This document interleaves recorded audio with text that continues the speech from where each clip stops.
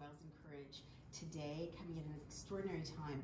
I'm here at the lab of medicinal genomics in Beverly, Massachusetts, and I'm here with Kevin McKernan, who is the CSO of medicinal genomics, and his background is in genomics and also PCR testing. He's been doing it for 25 years. Yes.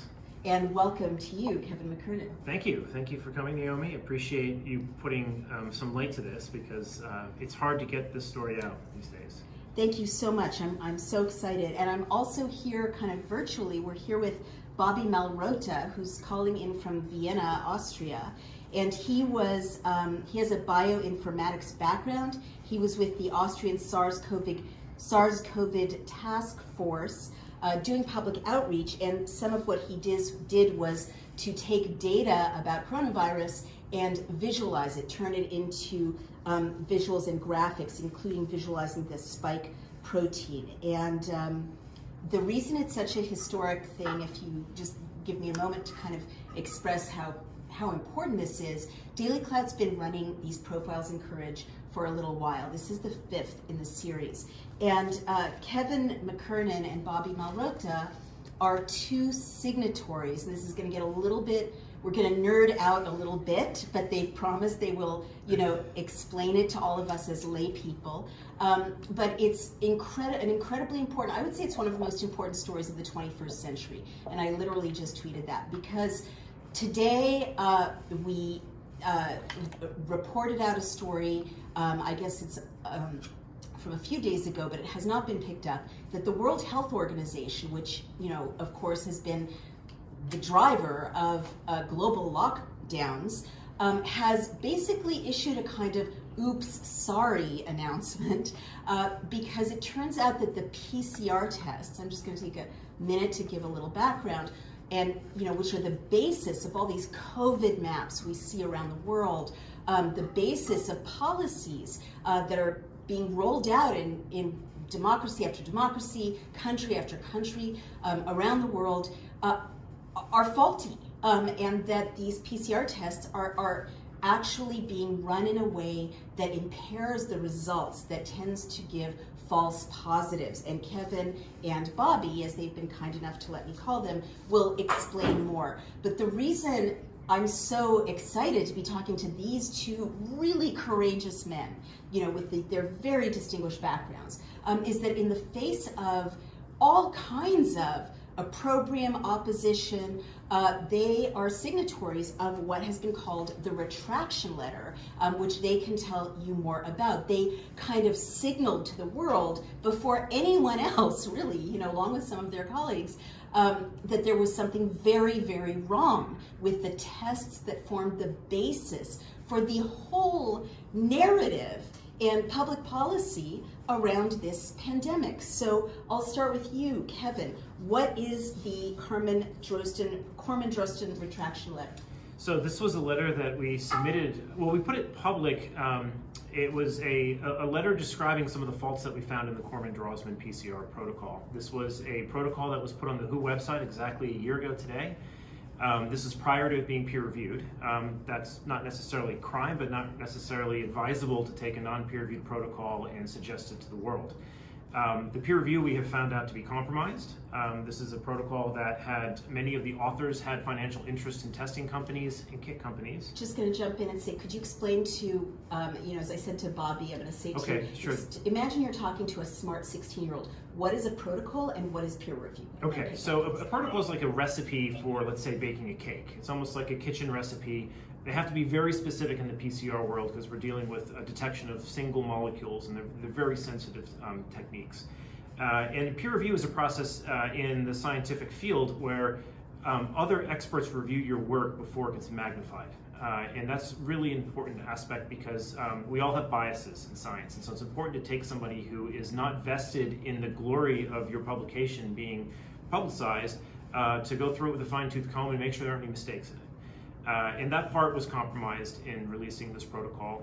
The authors here had financial conflicts of interest. So the authors of the paper that said this PCR test can be used to find out if someone's infected with COVID. Yes. That paper was compromised. Is It that was what you're just saying? compromised in the peer review process, and that the people should declare if you have any conflicts of interest in the process. If you have financial interest in utilizing that test as a testing company, for example, that should be known to the people reviewing it, so they perhaps take a more scrupulous eye. And that's a standard part of the Yes. scientific peer review process, Yes. to declare your conflicts of interest. Declare conflicts. Mhm. So those weren't declared.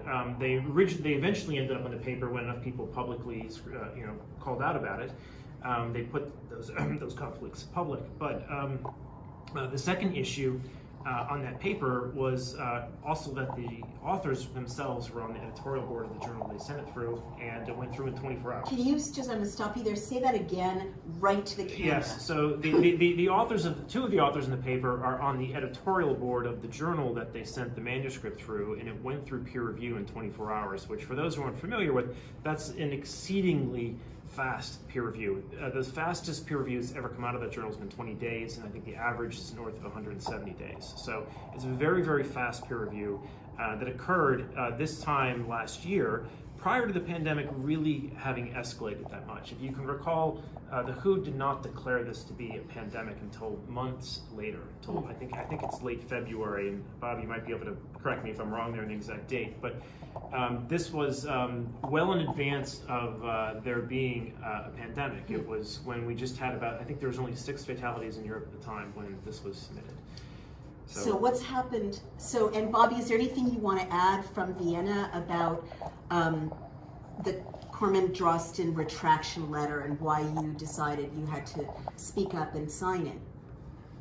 Yeah, so the main point for me was that Corman and Drosten formulated a goal or an aim for that protocol, and I'm reading it off from my screen now. We aimed to develop and deploy a robust diagnostic methodology for use in public health laboratory settings without having virus material available.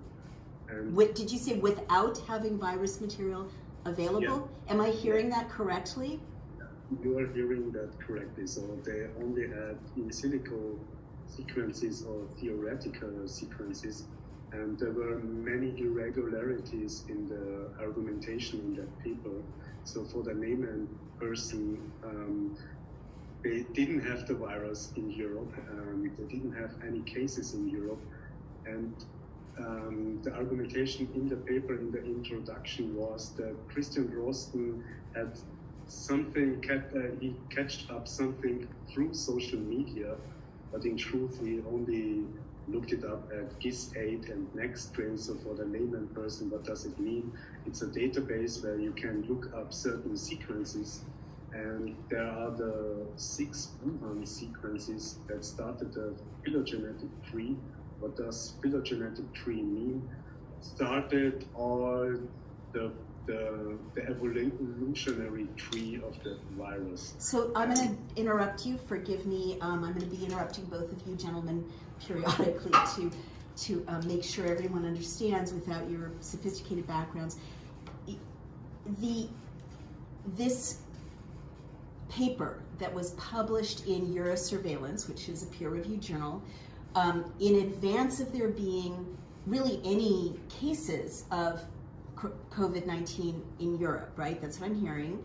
The goal of it, right, which is what you said the protocol is, it's like a recipe. His goal was to create, his stated goal, or the author's stated goal, was to create a test that could detect a virus when the virus wasn't present.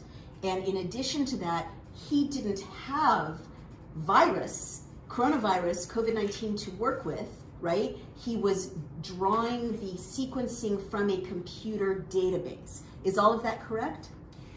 Yes, only I would say he had an intention to pick up the virus when it was present, but in his design he admitted that he couldn't do a very good job with imperfect information, and it would pick up other Asian coronaviruses. And that it would pick up other Yes. Asian coronaviruses. And when you say pick up, meaning the test would indicate, A return a positive Yes. if there were other coronaviruses. And for the lay person, I didn't know this either, everything is a coronavirus. I mean, things, I don't mean A lot that, of but cold viruses, many yes. cold viruses are also called coronavirus. In fact, COVID-19, it sounded so exotic and scary when we first learned about it, coronavirus, but many ordinary cold viruses are coronaviruses. Is that correct? It's correct. There's four that we watch very closely. HKU1 is a name of one, OC40, I think it's 43, and NL63 and NL229. Those are the four ones that are commonly tracked, but there's in fact thousands of them. So in other words, the author of this paper, which I want to note, was also on the editorial board. Both authors were on the editorial board. Two of the authors. Two of the yes. authors were on the editorial board, and it was fast-tracked through the peer review process. And I want to give a shout out to Dr. Simon Godeke for also calling this out. He did a study and found that indeed the average time for that paper to do peer review was 172 days. As you mentioned, the Yes. shortest period was 20 days. This got zipped through in like 24 to 48 hours, but that indeed the authors said in their paper, we can't guarantee that this will return a positive that doesn't also pick up other Asian cold viruses. Yes. Is that correct? That's correct. All right, pick up again, Bobby, please, from there. Yeah, so to pick up from there, he sent his prototype PCR test to Hong Kong to Roche lab, and by luck, it gave a positive test result. And immediately, Christian Drosten sent over his protocol to the WHO and also to Eurosurveillance, because he was very happy about it, that it was positive. And yeah, it was all a little bit of a guessing game in this case. So basically, there's no way to know if that first historic positive PCR test was some Asian person with a cold or someone with an early detected COVID-19 case. Is that correct? It is correct, yeah. I would say it is correct. So. And the right thing to do in when you're developing these tests, a common thing, and I would argue for anything that's being used diagnostically, people would demand that whatever you amplify, you then What does amplify mean? whatever you amplify is a way of what PCR does. It amplifies DNA. It takes a single molecule and makes billions of copies of it. We call that an amplification thing. Now, whenever you do that, it's important for you to sequence what you amplified to know that you got what you thought you were amplifying. And in this case, if it did in fact amplify a different Asian cold virus, the sequencing would have told us that. But that was never done. He never sequenced it to He make never sure that it was sequenced it. actually COVID-19 he just got and not his- a guy with a cold or a girl with a cold? Yes, and that you never deploy diagnostic tests without sequencing the targets. And what would sequencing look like? I mean, how certain is it? If you take that last step of sequencing, is it 100% that you've confirmed you've got Usually, COVID-19? yeah, for viruses of that size, the sequencing is very accurate. They have probably error rates of 1 in 100,000 to 1 in a million, and the virus is 30,000 letters long. So they can get very accurate sequencing. So basically, it's not a casual step or gilding the lily. It's an absolutely essential final step, Yes. sequencing, to make sure that what looks like it could be COVID-19, but could also be a bunch of other Asian cold viruses, Yes. which we all get, whether we're in Asia or not, Right, right? right. They go around the world. That last step of sequencing to make sure this is COVID-19 was not taken. Is that correct? No, not on the PCR protocol that he utilized. And I think it's particularly important to underscore because in the draft or the text of his paper, they demonstrate that they don't have the primers that they designed, which are the primers are kind of like the homing coordinates of what you're going to amplify in PCR. They knew that they would pick up other viruses. Wow. So when you know that and you state that, you Wow. really have to prove that the signal you see in PCR. And what is signal for a layperson? The signal is the indicator? fluorescence dye that gives you light when PCR amplifies. And when you see that, you don't get ATCs and Gs coming from the machine. You're getting a fluorescent signal that's supposed to be derived from the genetic material your primers hone in on. But if your primers aren't specific, they can amplify other things and other Wow. viruses, and you really need to confirm with sequencing to know what it is you amplify. And so, are you telling me then that all of those COVID tests, millions and millions and millions of COVID tests that are based on the Corbin Drosten paper, could be picking up other cold viruses So they if could they're be, not being sequenced? It's a good question. We've done a very deep dissection of all the problems in this protocol, and I want to be clear for the audience, we don't have good visibility on how frequently this test is used. There aren't good tools right now for tracking who's using which recipe. Okay, so this is the first recipe that came out, and Gotcha. we focused on that because we saw the conflict in the peer review. Many recipes have since been formed that have corrected some of these problems. Right. And so the problems may not be as pervasive today as they were a year ago, But we don't know. but we don't know. We don't have Right. good visibility on this. I want to. Can I chime in from my own background Yes, here? sure. This is very riveting for me for many reasons, but one of them is that I've been reporting on how opaque the data sets are They that are. underlie the big, Yes. COVID-19 infections and deaths maps.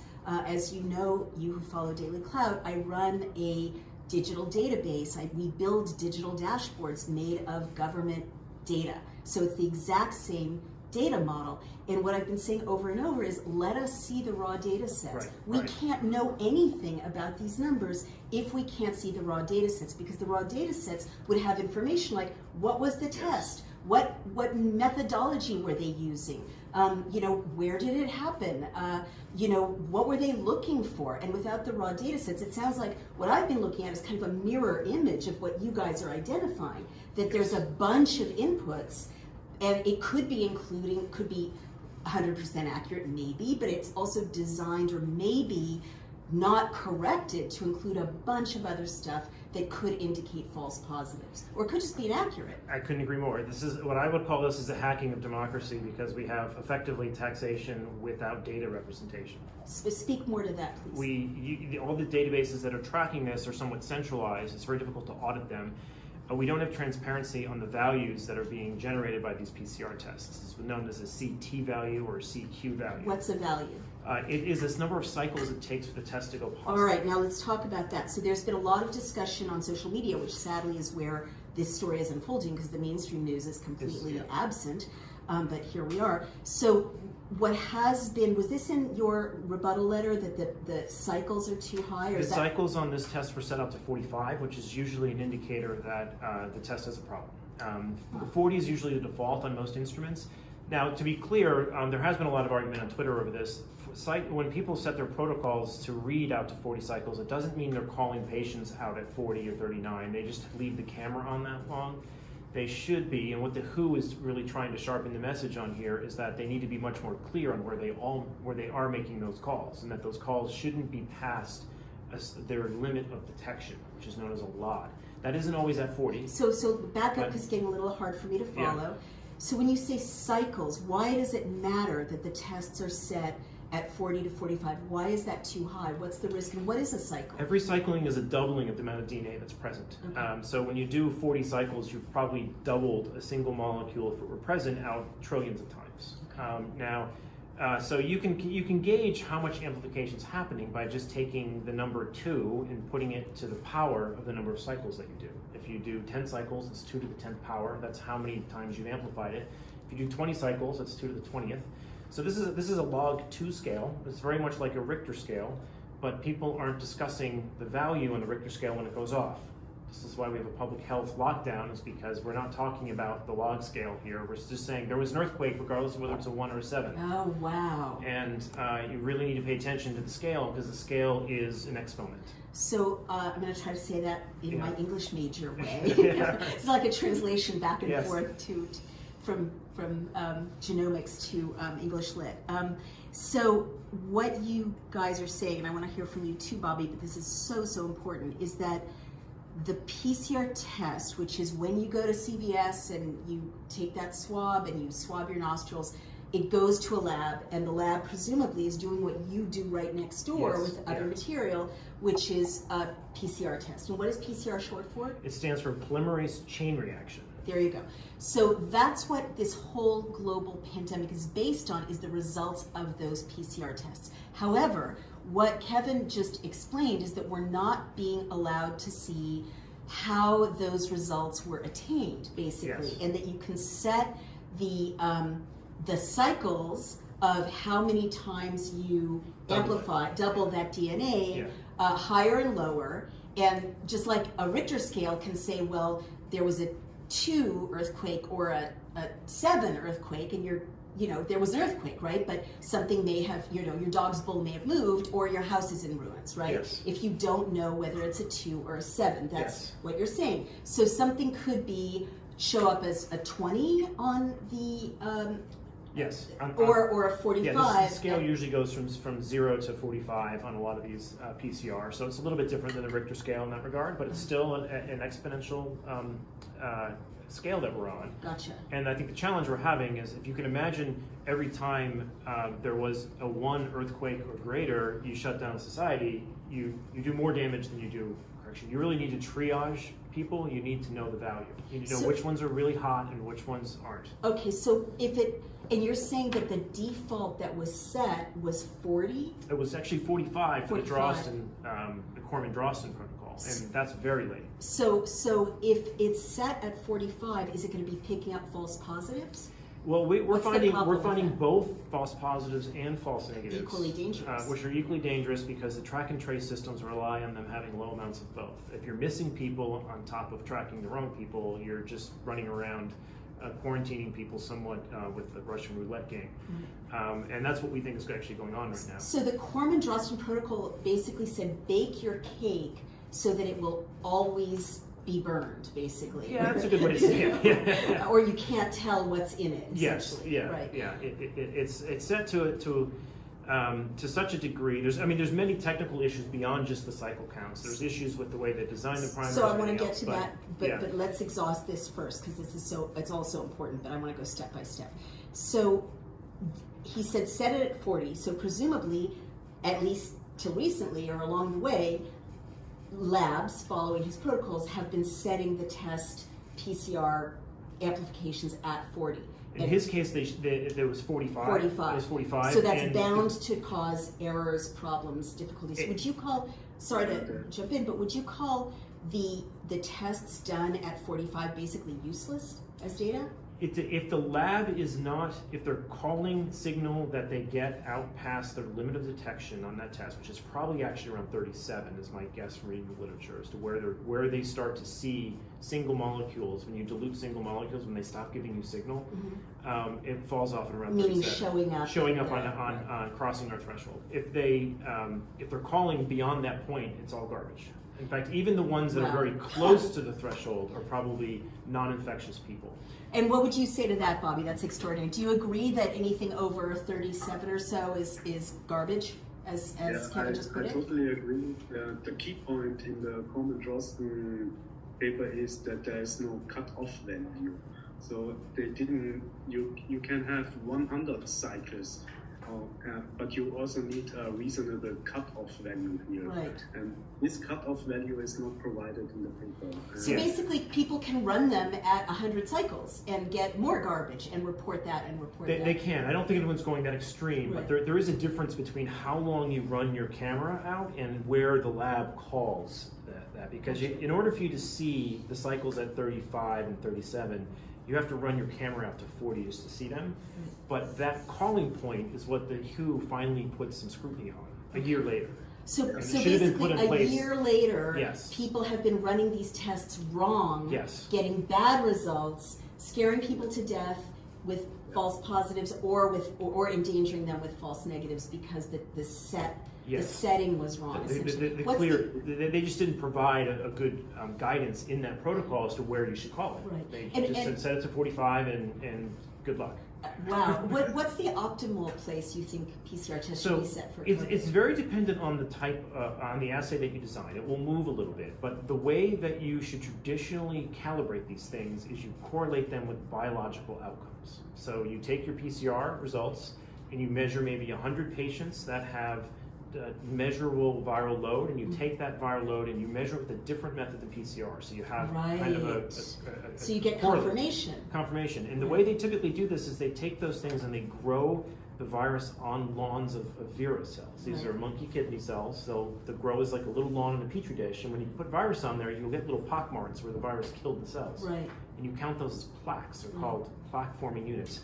So Didier Riraud's lab did this in France. A paper name is Jaafar, Jaafar, where they took their PCR protocol and figured out, okay, at what CT does my PCR test stop representing live virus? Wow. And what does CT stand for? Cycle threshold. Right, gotcha. That term gets interchanged with cycle quant or CQ sometimes. So just those terms will get used interchangeably, unfortunately, in the field.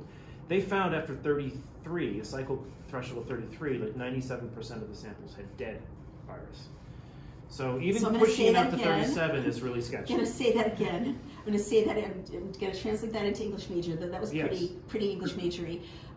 So the way you make sure that that's basically an infectious person is not just, especially not if the thresholds are set too high, generating garbage. What you do is you put it in, you culture it in monkey kidney cells. Yes. And a paper did this, forgive me for repeating, but it's so important. A paper did this in France, and they found that 97% of the positive PCR tests were not infectious people. Is that correct? Exactly.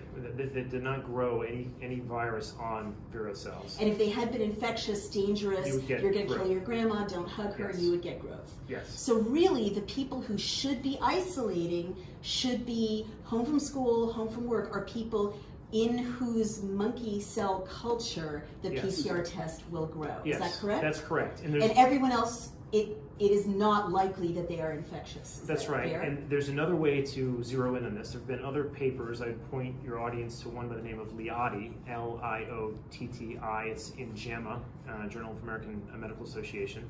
And what they did is looked at the window upon which people are infectious compared to the window in which they are PCR positive. Oh, wow. And so important. they did a very similar thing using Vero cells. So when they did this, they found that there's around a 7-day infectious window.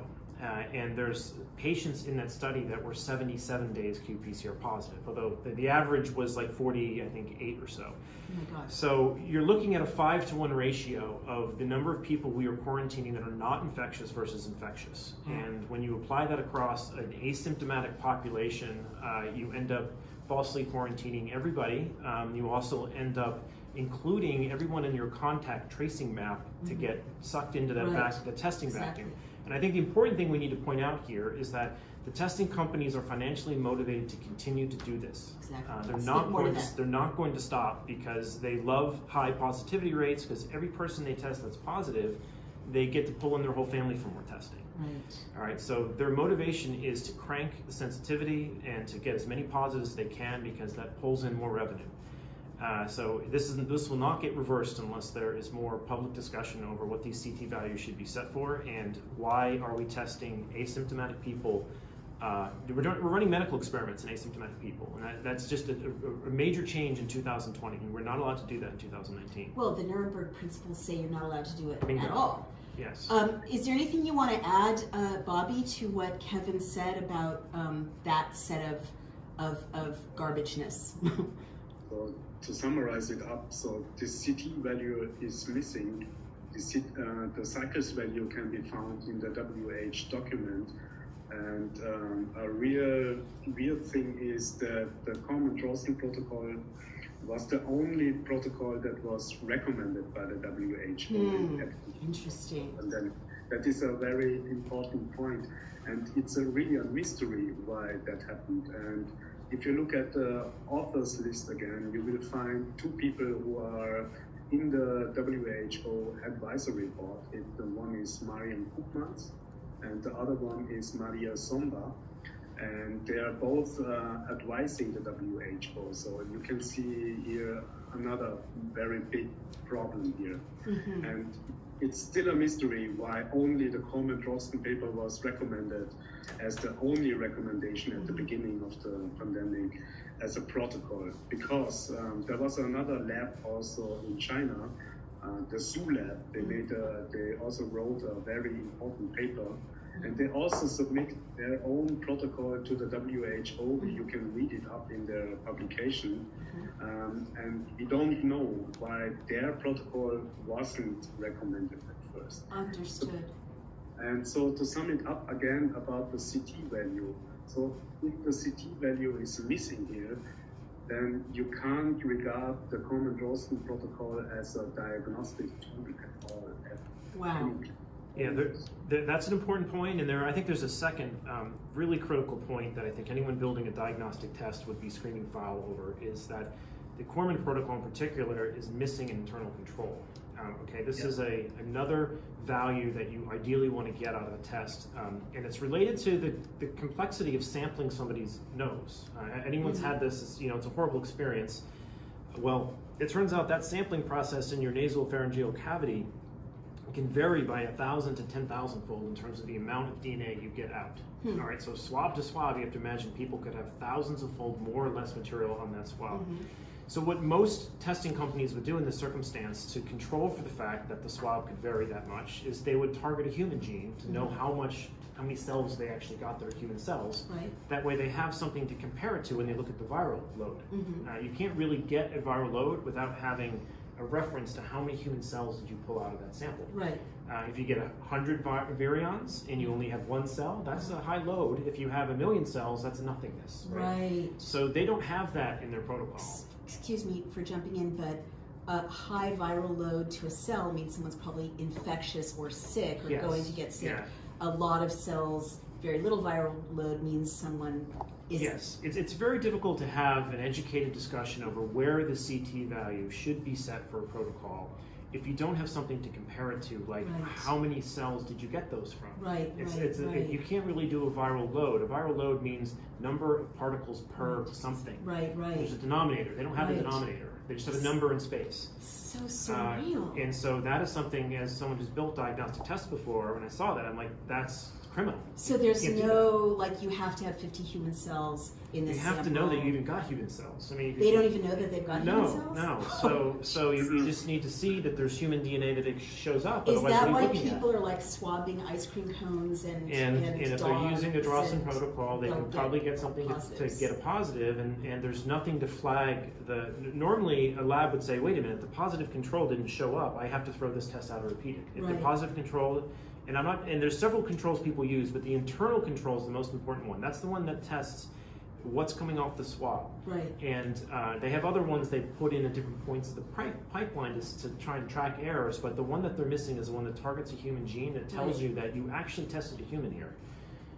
This is extraordinary. Yeah, so basically the PCR testing protocol doesn't ensure that it has to be human cells and that you're looking at what viral load it is to human cells. When they use the term viral load, which the WHO put into their document yesterday, that is false. That is not a viral load. To have a viral load, you need 2 different data points, and the WHO's talking about protocols that don't have that. So they're talking about viral but not load, because it's not compared to anything. They just have random numbers of viruses they don't know how to compare it to. Can I just, this is also, my head is exploding, and is this one of the points you made in your We did, retraction and we letter? underscored this more in the addendum. We wrote a second piece to this because we collected some feedback from the community, and it was great. There were people who kind of pushed back on us saying you need to really demonstrate more wet lab evidence of problems. So we combed through 20 different peer-reviewed papers that had demonstrable problems, and one of them that comes up very clearly states that you cannot run these assays without an RNase-P target. That's the human gene target, because the swabs vary so much that you can't make sense of anything downstream unless you control for that. Okay, so basically I could have a really, really runny nose and do my swab and have tons of viral load because it's a lot of stuff, right? It'll show up as an example, what the college kids do to hack the test is they just do one of those nasal squirts with a neti pot. Oh, right. Because they don't want to end up in college quarantine. Right. You'll notice the colleges have figured this out, that if you want really low positivity, you basically flush your nose and they can't tell.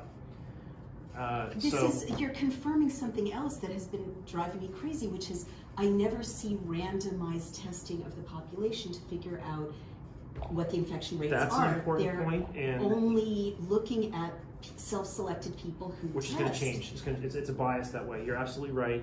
The other issue they should be doing to challenging the labs is putting blinded negatives through the labs without the labs knowing. Taking samples that don't have any virus in them, and testing, but mimicking, do have human DNA in them, putting them through to see what is the contamination rate in the actual laboratories. Thank you so much for saying that. And are there other main points in your retraction request letter or in the addendum that we haven't covered that you want to highlight just now? I think we hit most of them. The really important point is that these things have internal controls, that they target multiple regions of the virus. We now know that's very important after this new UK variant. I call it the UK scariant because it's not real. Is it not as scary? No, it's not. It's a scare, not necessarily a terrible variant. But that made one of the assays in the UK, which is also missing an internal control, known as attack path assay, that dropped out the S gene because it mutated such that the PCR didn't work for that So region. I don't understand what you just said. So in PCR, we like to target more than one region in viruses because viruses mutate quite a bit. Right. And if you put all So your saying eggs in, mutant gene is a little bit misleading Scares because people. they just mutate. They just do it. That's Right. natural. It's part of their process of adapting and becoming a symbiont with our genome.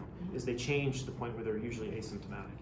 So these viruses, since they change so much, if you put your primers so they target only one region of the virus and it happens to mutate under that region, you suddenly have a blind spot and you can't see it anymore. Right. So it's generally safe practice to target 3 regions of the genome so that if one drops out, you still have 2 to bet on. Makes sense. And then you should have another one that goes for human genome, as we mentioned before, so that we can tell that you actually sampled correctly. So the sampling is important. The fact that the test in some hands is lighting up in water is a huge scare. Why? What does that mean? There are some labs that when they try to replicate this, they're getting what they call their non-template controls. When they just add water to the reaction, they get a signal. That scares Meaning it's a positive. It's a positive. Yeah, that scares the daylights of anyone Oh in my diagnostics. That if the test can trigger on water, What does that mean? You need to throw it out. Well, it And- sounds like you need to throw it out, Yes, right? yeah. So there are some reasons that we explain in that paper as to why we think it's happening, but they're not really material. The fact that they're happening, It's happening. means throw it out. I mean, it's like getting a pregnancy test, and if you drop water on it, it lights changes up. from it lights up. Yes, yeah.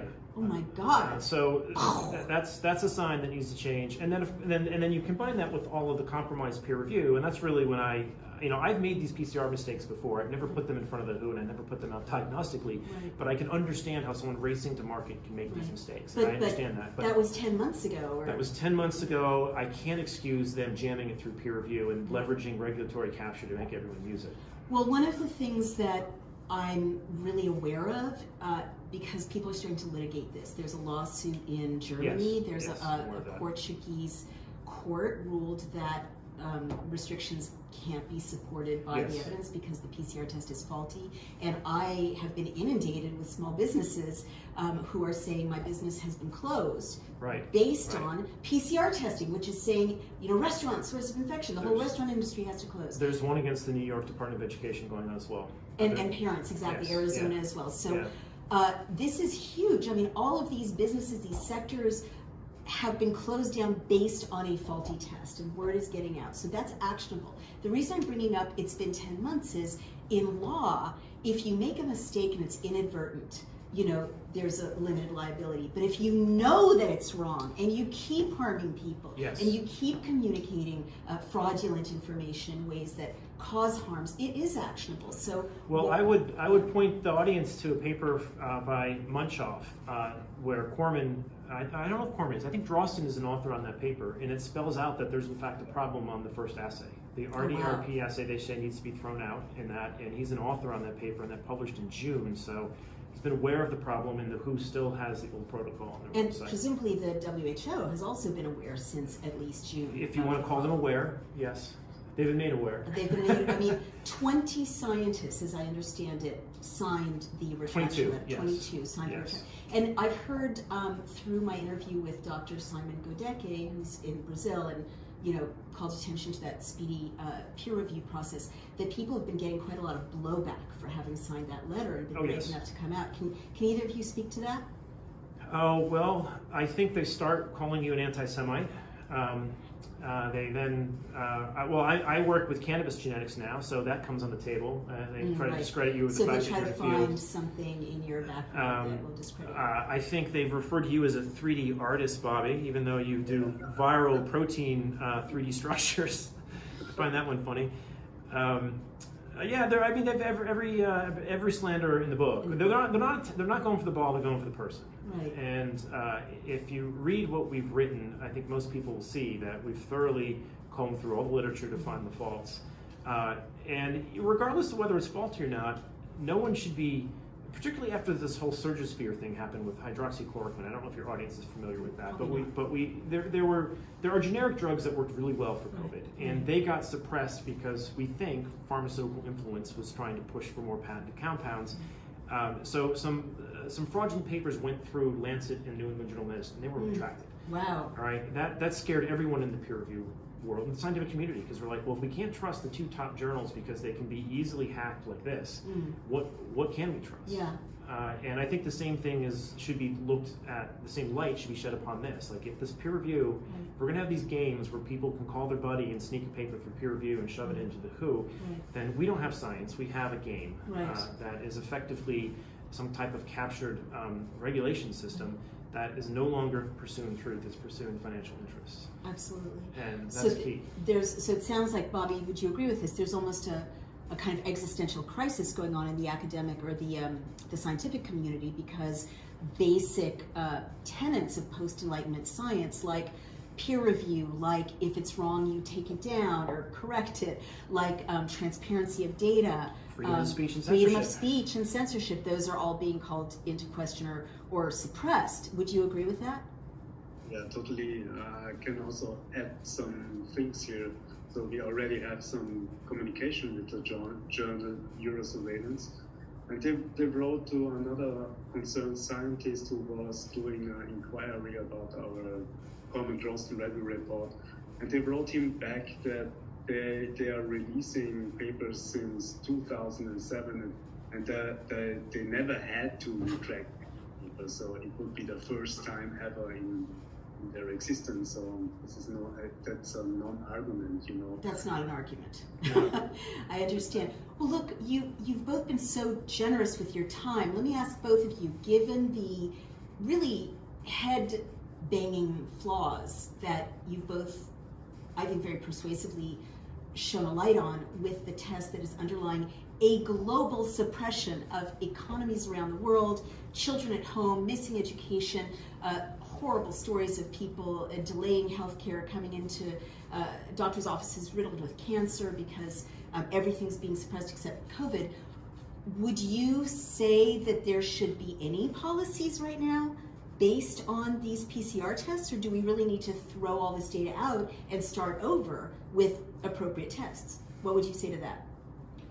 Exactly, start over and throw it away. It's useless at the moment in a mass testing scenario. We have explained it before why it's not suitable as a diagnostic test in a especially mass testing scenario.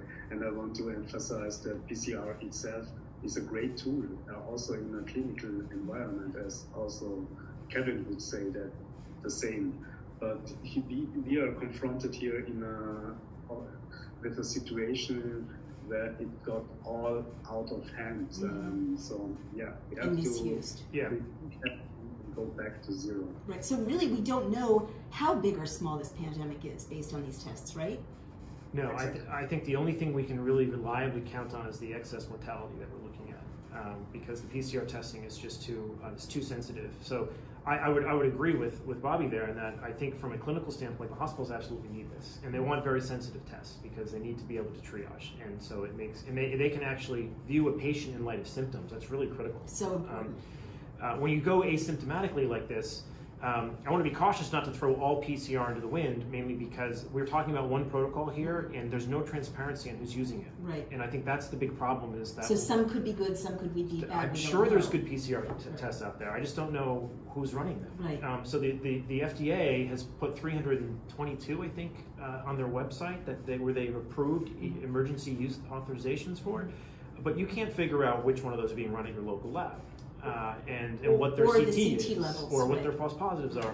That's very, very opaque. They don't tell you at CVS. I had one. Yeah, everywhere I've gone, the people I ask can't answer any questions about the test, and so that is not informed consent. Exactly. Particularly if what the patient really needs to know is what is the likelihood I'm going to be falsely quarantined Right. and lose my job, Right. or not have access to a host of things when you get Or quarantined. when am I really going to be safe to go hug my mom Exactly. or visit my relatives? Yeah, so and that no one can answer that. So I would argue that the tests currently, when used upon the mass population, the way they're being used today, is not informed consent, is misinformed coercion. You have to take these tests in order to go to work, to Right. travel, to get to school. Right. That's not a voluntary test. That's if you don't take this, you can't have your freedom. Right. So that's a coerced test, and the information content, not even the doctors are getting access to the CT levels. Wow.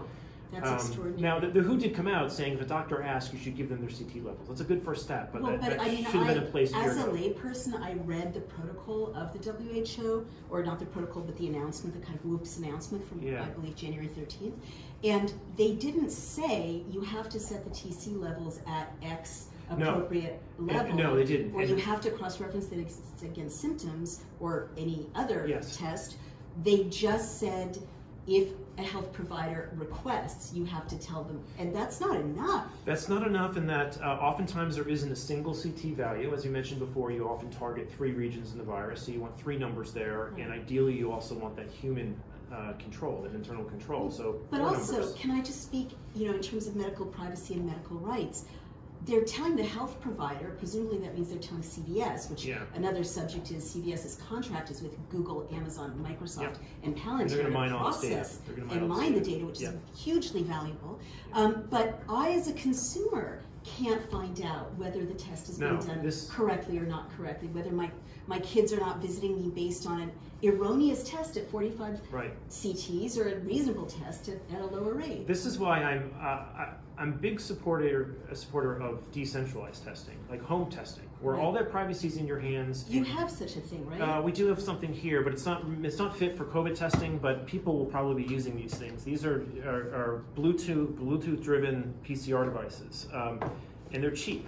And they're reusable, and these things can give you PCR answers in your home in like 30 minutes. There's other lateral flow strips as well, and rapid antigen So tests. there are alternatives to this. There are all these faulty alternatives, and they're more compliant with privacy and home use. So in other words, we should end by saying we should, I think you'd agree that policies based on these flawed protocols should not be like taken as confirmed, right? Like all the policies up to here, that's not good science, right? No, Am I overstating that? there's I think the positivity numbers are all elevated based on PCR picking up people who had the virus yesterday Right. or weeks ago, Right. and at the same time, we don't have any faith in the traceability of the data through the public database. Understood. So that's up to this point. Everyone knows it now. So going forward, there should be reliable tests with protocols that you guys will post on our website, or guidance that you'll post on our website, hopefully, or make available Yes. to everybody. And soon there will also be technologies that will give you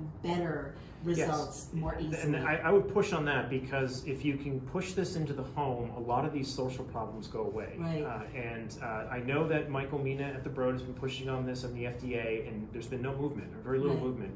But that's really the door that needs to open. Well, I can tell you, as someone whose business model uses and sells data to third parties, there will be pushback, because if I can do this at home myself, You don't get, yes. no one else gets my data. Exactly. And I own my own data. Right, Whereas if I have to go to CVS and I can only sign up on Google, and I read the terms and conditions, and it says I have no HIPAA protection. My data can go to whoever they Yep. want to sell it to. They can mine and mine and mine and mine the data. Last question. I want to add one Yeah. point that's key there, which is they also have your DNA. Thank you for mentioning that. So that's not all of these tests eliminate the DNA. Some of them get rid of a step in there that gets rid of. There's a DNA step in a lot of these that has been omitted in many protocols, which means they have your DNA. Just look into what happened to 23andMe and many of these other companies. They eventually get infiltrated by law enforcement, where they scan those databases, and if they're not accurate, they can pin you to things you didn't do. That's very serious, but equally serious is people are monetizing DNA. Yes. And Their people who are our biobank businesses enemies, is very biobank big. businesses are gigantic. Yeah. Gigantic in China also. Yes. These DNA sequences have a lot of value, which is one reason that it alarmed me that the CVS guy couldn't tell me anything about where my DNA was going. Yes. Or what lab was going to process it. And Right. I had no HIPAA protections at all about keeping that private. Interestingly, last point I want to make is that I tried to get, I had no symptoms, but loved ones insisted I get a test. I could not get a test at a clinic because I'm not symptomatic, I'm not sick. They didn't want to waste time giving me a good, test. good. However, Step forward. CVS, no problem, will zip you through, but they didn't make me sign anything connecting me to that sample. And so, It can be hacked. A, it can be hacked. B, I haven't found any control for duplicates. Yes. I haven't found anything to control for. I'm one person, but my job makes me take a test every week. What's How happening is with the that students? not Yeah, the students are getting tested every week. right? Yeah, so that inflates no, the I've numbers, or seen changes no numbers. control. No Yeah. one can answer. I talked to the guy who did the dashboard for UK coronavirus, and I said, "How do you control? Like, this is my business. I know how to control digitally for duplicates. There's no control that I've seen for duplicates. So Yeah. people could be testing and testing and testing. As time goes on, you're going to get those, positives going up that steep right-hand curve." Even if it's just multiple people, multiple tests, or Yeah. multiple tests counted as multiple people. And so I guess now I will finally stop by saying, what do you want to see happen, each of you, very briefly going forward? Well, I want to see more of the data put public, transparency. All across the board, from the way that we publish, I think this type of review that's going on with Euro surveillance is a game of people hiding evidence, basically. Wow. A peer review should be transparent. The people who do the reviews, their names should be on the review.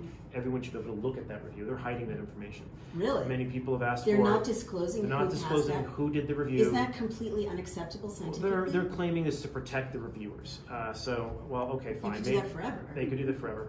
But there are platforms out there that allow this type of review. We engage with a few of them. F1000 is one of them, where they put the reviewers' names on the review, and the whole world gets to see the review. We need that transparency. We need transparency in the CT values that everyone's Right. generating for Absolutely. these things. We're not seeing that in the public dashboards. We just see positivity with no understanding of, well, are you guys calling everybody in 37s? Or is the whole population moved to like 25 and we need to be alarmed? So you can really dial up or down the Positivity, results absolutely, just by just changing the CT. CT. And that's what I think is meant to happen politically by the WHO coming out on the inauguration of the new president, is they're preparing to dial this dial it down. down, and it's gone in 100 days away. it will go away, I guarantee you. Wow. And that's not transparent. And that's not science. No. And that's very dangerous experimenting on a population. Well, they'll do it again. Well, you two, we'll talk again, I hope. You two have been very generous, very brave, and voices of truth, voices of science, really profiles in courage. Bobby, is there anything you want to say before we sign off?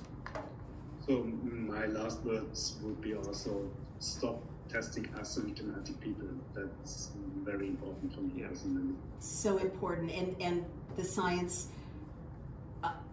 claiming that asymptomatic people are infectious to others is very weak.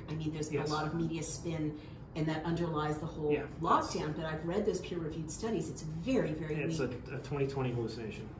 All the Yeah, studies it's, before this don't support it. They don't support it, exactly So. right. Well, look, we could talk forever, but this is a really historic interview. You heard it here first from Daily Clout, and again, that's Kevin McKernan, Bobby Malrota, heroes for the 21st century and this crisis we're in, which hopefully will be over soon thanks to people like you. Take care. All right. Thank you. Thank you. Fantastic. All right, let's Excellent.